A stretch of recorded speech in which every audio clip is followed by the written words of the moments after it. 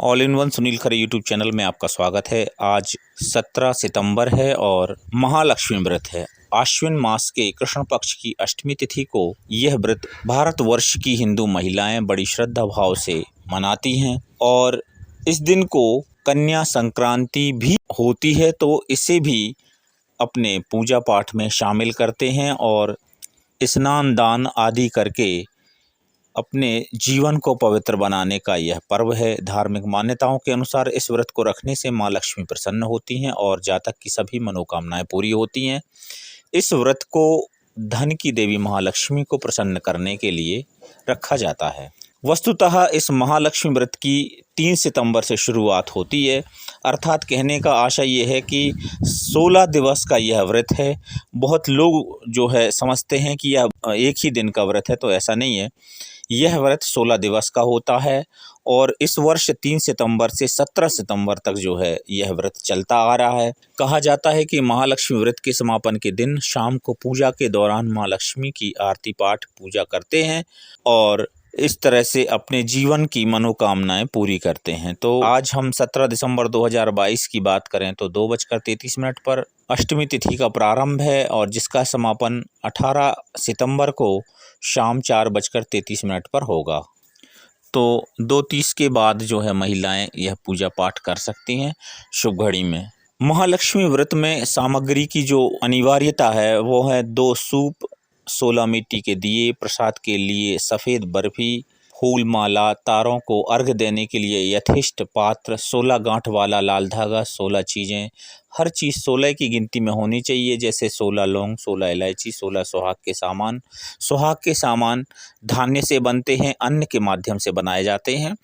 इस व्रत में अन्न ग्रहण नहीं किया जाता और 16वें दिन पूजा कर इस व्रत का उद्यापन किया जाता है। शास्त्रों में इस बात का उल्लेख है कि महालक्ष्मी व्रत के दौरान द्वापर युग में महारानी कुंती ने अपने पुत्र भीम के माध्यम से राजा मंदिर के यहाँ से ऐरावत हाथी मंगवाकर लक्ष्मी का पूजन किया था। तब से लक्ष्मी व्रत के दौरान हाथी पूजन की परंपरा प्रारंभ हुई है।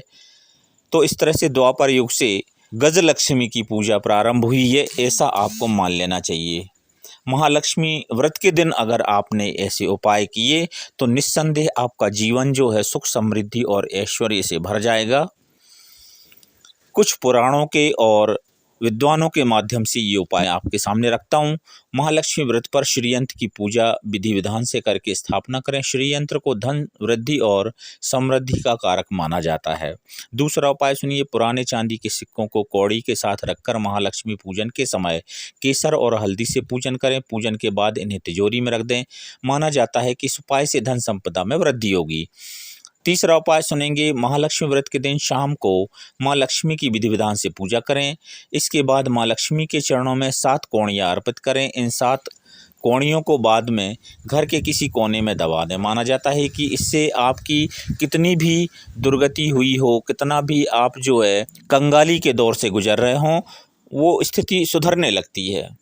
और एक जो अद्भुत उपाय ये है कि अगर आपकी पूजा संपन्न हो चुकी है और आपके घर में जो भी संतति है, चाहे वो पुत्र हों, चाहे पुत्रियां हों और चाहे वह आपके परिवार के कोई पुरुष हों, यदि उन पे कोई ऊपरी बलाएं होती हैं, कोई बाधाएं होती हैं, तो उनके ऊपर से जो है दीपक को लेते हैं और दीपक को जिस जातक या जिस संतति के ऊपर आपको लगता है कि कोई बाधा है, तो हम एक दीपक जो आपने पूजा में जलाया हुआ है वह एक दीपक लेते हैं और उस दीपक को हम एंटी क्लॉकवाइज उस जातक के सर पे से जो है 7 बार उतारा करते हैं और उसको उतारने के बाद जो ऐरावत हाथी है उसके पैरों के नीचे उस दीपक को दबा देते हैं और ऐसा करने से आपके घर परिवार का या वह जातक जो है उस पीड़ा से मुक्त हो जाता है।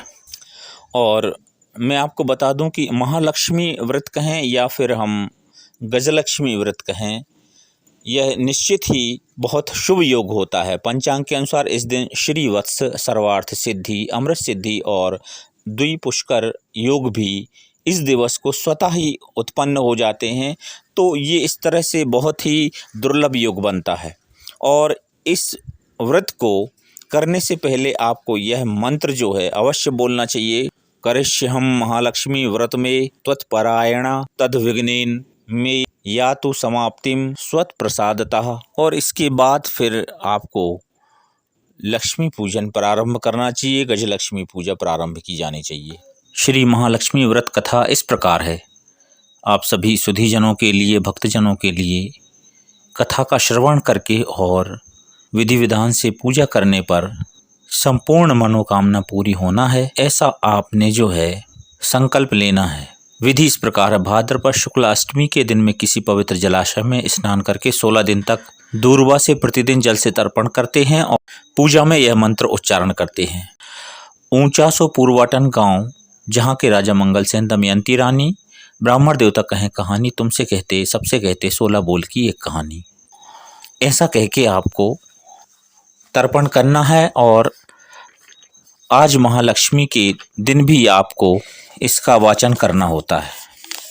कथा इस प्रकार है। एक समय महर्षि श्री व्यास हस्तिनापुर पधारे तो उनका आगमन सुनकर महाराजा धृतराष्ट्र उनका आदर कर राजमहल में ले गए। राजमहल में व्यास जी को स्वर्ण सिंहासन पर विराजमान कर चरणोदक लेकर उनका पूजन किया। व्यास जी से गांधारी व माता कुंती ने हाथ जोड़कर प्रश्न किया, हे महामुने, आप त्रिकालदर्शी हैं, आपसे हमारी प्रार्थना है कि आप हमको ऐसा सरल व्रत और पूजन बताएंगे जिससे हमारे घर में राज्य, लक्ष्मी, सुख, पुत्र, पौत्र व परिवार सदा सुखी रहे। इतना सुनकर के व्यास जी कहने लगे, हम एक ऐसे व्रत व पूजन का वर्णन करते हैं जिससे सदा लक्ष्मी जी का निवास होकर सुख, वैभव और समृद्धि की वृद्धि होगी। वह महालक्ष्मी का व्रत है जिसे प्रतिवर्ष आश्विन कृष्ण अष्टमी को विधिवत किया जाता है। हे महामुने, इस व्रत की विधि हमें सविस्तार बताने की कृपा करें। तब व्यास जी बोले, हे देवी, यह व्रत भाद्रपद शुक्ल अष्टमी से आरंभ करें। अष्टमी के दिन व्रत का संकल्प कर किसी पवित्र जलाशय, नदी, तालाब, कूप जल से स्नान कर स्वच्छ वस्त्र पहने, फिर ताजा दूध से महालक्ष्मी को जल छिड़क कर स्नान कराएं। फिर प्रणाम करके घर आकर शुद्ध 16 धागों का गंडा बनाकर प्रतिदिन एक एक गांठ लगाएं। इसी प्रकार 16 दिन तक 16 गांठ का गंडा तैयार कर आश्विन कृष्ण अष्टमी को यह व्रत रहकर मंडप बनाकर चंदोबा तानकर उसके नीचे मिट्टी के हाथी पर श्री महालक्ष्मी की प्रतिमा स्थापित करें और उनकी षोडशोपचार से उनकी पूजा अर्चना वंदना करें। इस प्रकार व्रत का विधान बताकर व्यास जी अपने आश्रम को प्रस्थान कर गए। इधर समयानुसार भाद्रपद शुक्ला अष्टमी से राजघराने व नगर की समस्त नारियों ने श्री महालक्ष्मी व्रत को आरंभ कर दिया। बहुत सी गांधारी के साथ मान प्रतिष्ठा हेतु व्रत का साथ देने लगी तो तथा कुछ स्त्रियां माता कुंती के साथ भी व्रत का आरंभ करने लगी। इस प्रकार गांधारी द्वारा कुंती से कुछ द्वेष भाव चलने लगा। ऐसा होते होते जब व्रत के 15 दिन समाप्त होकर 16वां दिन अश्विन कृष्ण अष्टमी का आया तो उस दिन प्रातःकाल से ही नगर की स्त्रियों ने उत्सव मनाना शुरू किया। नर नारी राजमहल में गांधारी के यहाँ आकर तरह तरह के महालक्ष्मी के मंडप और मिट्टी के हाथी बनाने लगी।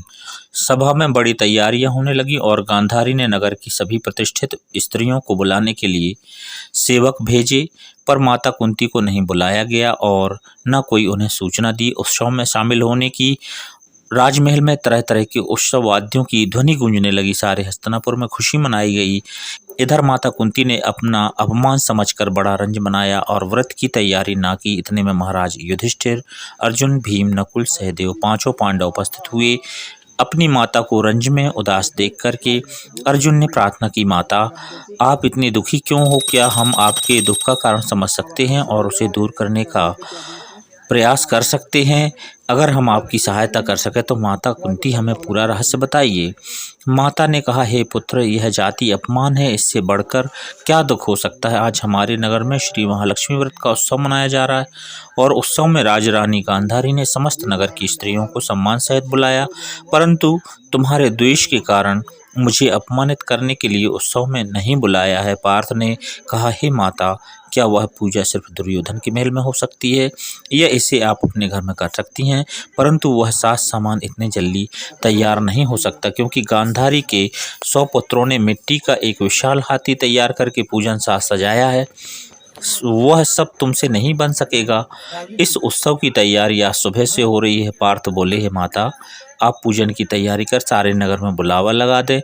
मैं आपको ऐसा हाथी पूजन के लिए बुला रहा हूँ जो इंद्रलोक में ऐरावत हाथी के नाम से पूजनीय है। आज मैं उसे बुलाकर आपके पूजन के लिए उपस्थित कर देता हूँ, आप अपनी तैयारी करें।